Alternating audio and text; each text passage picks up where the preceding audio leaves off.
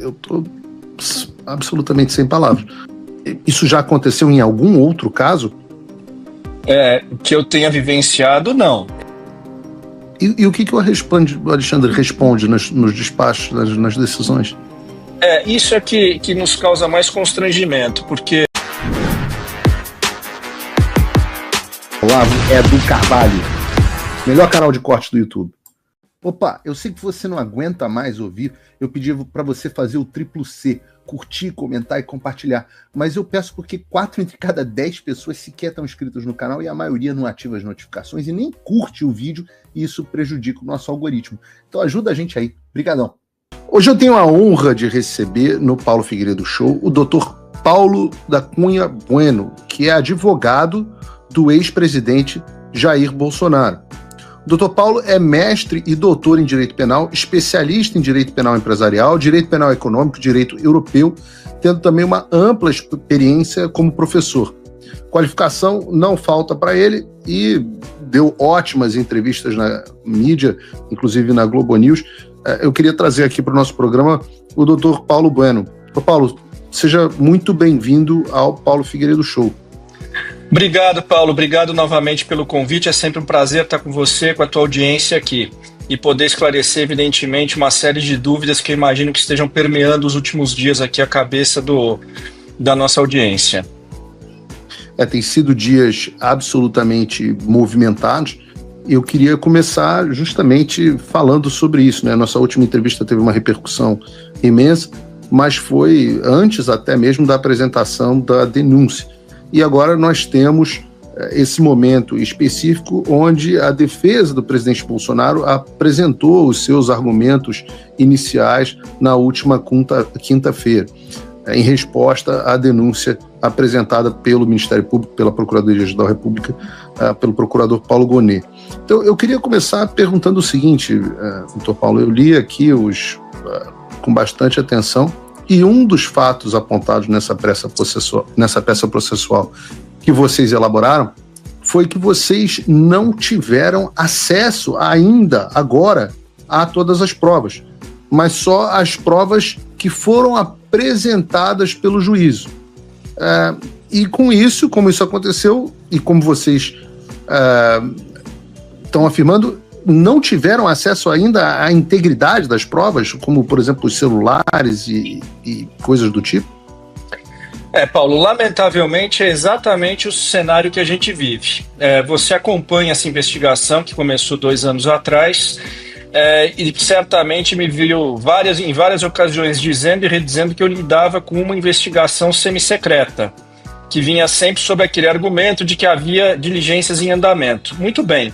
Encerrada a investigação e proposta a ação penal, nada do que foi requerido pela defesa em termos de acesso à integralidade dos elementos da investigação foi autorizado, de sorte que acabamos por um triste progresso. De uma investigação semissecreta, hoje temos uma ação penal semissecreta.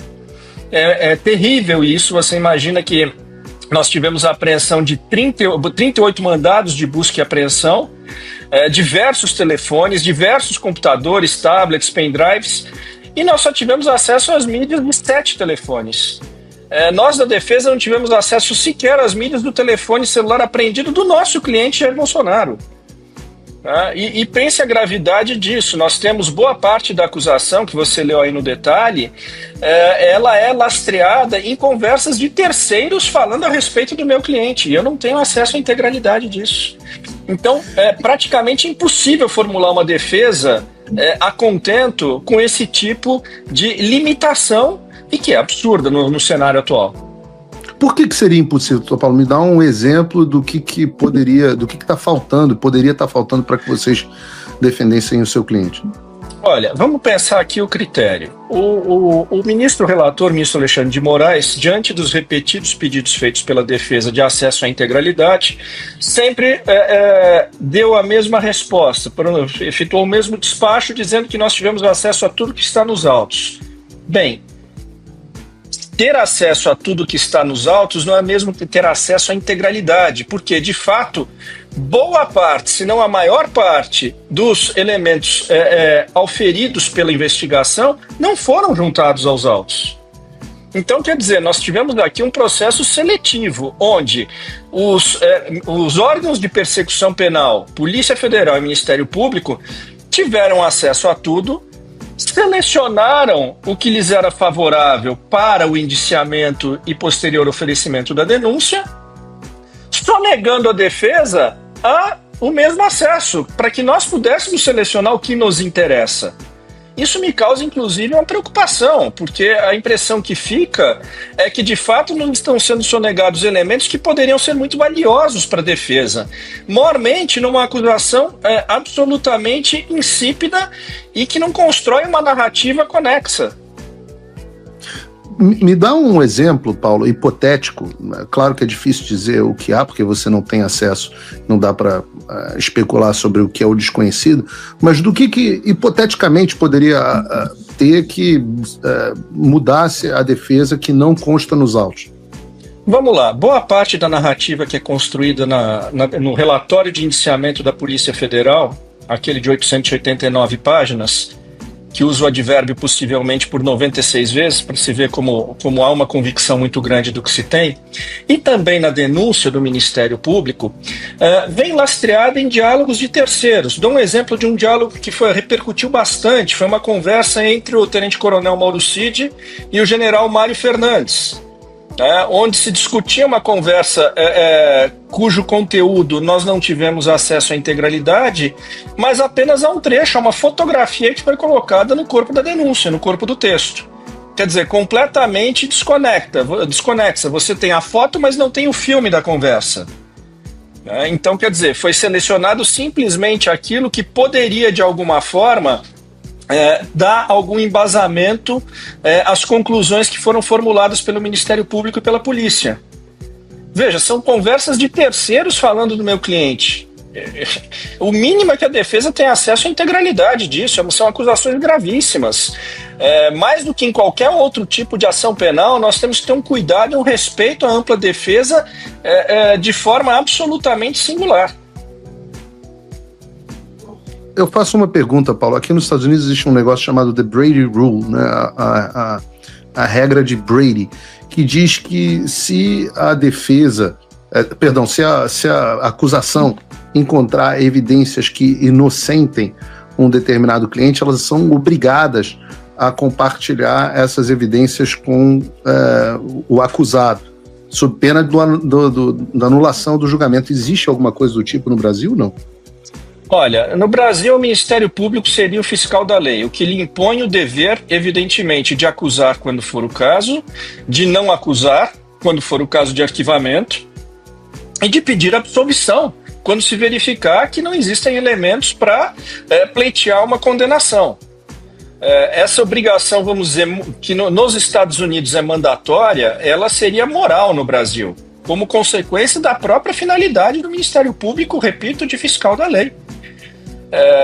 O que nos choca aqui, o que nos causa realmente espécie, é a insistência em sonegar-se às defesas o acesso a esses elementos. Mas eu tô um pouco aqui perplexo, eu acho que eu não entendi completamente. Vocês não têm acesso, por exemplo, às conversas do presidente Bolsonaro apreendidas no celular dele? Vocês não têm acesso às conversas do celular do Mauro Cid? Não. Vocês não têm acesso às conversas do general Mário? Não. A conversa do general Mário Fernandes com o coronel Mauro Cid, nós simplesmente temos um trecho extremamente explorado na denúncia e no relatório final do Ministério Público, mas a gente não tem integralidade. E quer dizer, é daquelas conversas que elas podem ter diversos significados. Não é aquela conversa que tem uma frase absolutamente intuitiva e conclusiva, de forma alguma. Vocês não têm acesso à conversa, por exemplo, do general Braga Neto, as conversas com o general Braga Neto? Não. A própria defesa do general Braga Neto não teve acesso às mídias do celular dele. Desculpa, eu estou um pouco perplexo com isso, porque talvez eu conheça melhor o direito penal americano do que o brasileiro, embora... Isso é normal no Brasil? Não, isso é absolutamente insólito. Isso seria normal num processo penal medieval, num processo penal do período inquisitorial. Você tem investigação secreta, ou como eu disse, semi-secreta a essa altura, não tem o menor cabimento. Você viola um dos pavimentos mais profundos da democracia, que é a amplitude de defesa, que é a garantia de que o cidadão possa se defender de forma correta perante o Estado. Fala pessoal, tá gostando desse vídeo? Não esqueça de deixar o seu like e se inscrever no canal Olavo Edu Carvalho para receber notícias quentíssimas todos os dias. Isso ajuda demais o nosso trabalho e o YouTube irá recomendar para mais pessoas. Eu tô absolutamente sem palavras. Isso não é... Desculpa, Paulo, você é um advogado há bastante tempo, com bastante casos na sua carreira, eu tenho certeza disso. Isso já aconteceu em algum outro caso? Que eu tenha vivenciado, não. Evidentemente, quando você está na fase de investigação e com diligências de fato em andamento, alguns elementos permanecem reservados. Mas quando você conclui a investigação e oferece uma ação penal, tudo tem que ser aberto. Senão a defesa não tem como ser exercida. E nós passamos 2 anos pleiteando acesso a diversos elementos que sempre foram sonegados ao argumento de que havia diligências em andamento. Muito bem. Encerrou-se a investigação, propôs-se a ação penal e a defesa continua às cegas? Ou com uma miopia avançadíssima de enxergar apenas uma parte do que existe produzido na investigação? Meu Deus. E vocês, obviamente, peticionaram isso e apontaram essa... Por diversas vezes. Por diversas vezes. Inclusive, quando foi oferecida a denúncia, nós imediatamente peticionamos, requerendo acesso a tudo e dissecando efetivamente quantos mandados de busca e apreensão foram expedidos, quantos equipamentos, etc. Nós ficamos completamente à mercê da prova dos elementos que foram selecionados por ocasião da investigação pela Polícia Federal. E o que o Alexandre responde nos despachos, nas decisões? Isso é que nos causa mais constrangimento, porque a despeito de toda a explicação, que ela é evidente, se você fez 38 mandados de busca e apreensão, tem um número X de telefones, se eu não me engano, mais de 40, eu tenho acesso à mídia apenas a 7 telefones. Eu não tenho a do meu cliente. Eu não sei o que o meu cliente conversou com outras pessoas, eventualmente com outros investigados. A resposta do ministro é sempre o seguinte: a defesa sempre teve acesso a tudo que está encartado nos autos. E aí eu repito para a nossa audiência: o que está nos autos não é igual a ter acesso a todos os elementos, porque há elementos que não foram juntados aos autos. E é desses que nós estamos falando. Então vocês perguntam A e eles respondem B, é isso? Z, exatamente. Z, nem B, nem Z. Respondem dinossauros. Se você, como eu, tá dormindo mais tranquilo agora que o Trump voltou à presidência, ótimo. Mas e o Brasil? Nosso país continua no buraco. A volta do Trump nos dá esperança, mas as coisas não vão se resolver sozinhas. Vai ser preciso muito trabalho, meu e seu. E não adianta xingar muito nas redes sociais achando que isso resolve alguma coisa. Não tem salvador da pátria. Não tem um político que vai resolver por você. A responsabilidade é sua. Eu larguei tudo para me dedicar a isso. E você? Como você pode ajudar sem abandonar as suas obrigações? Simples. Apoie quem está na linha de frente. Sem isso, esse trabalho simplesmente não continua. Acesse www.paulofigueiredoshow.com/apoie e com a partir de $5 por mês, garanta que isso siga em frente. Se puder ir além, torne-se meu patrono Gold e participe do meu grupo privado e ajude a definir as minhas próximas pautas. A diferença entre vencer e perder está na ação. Durma tranquilo, sabendo que você fez a sua parte. Faça o tal do triplo C. Curta, comenta, porque a integração do chat ajuda muito, e compartilhe.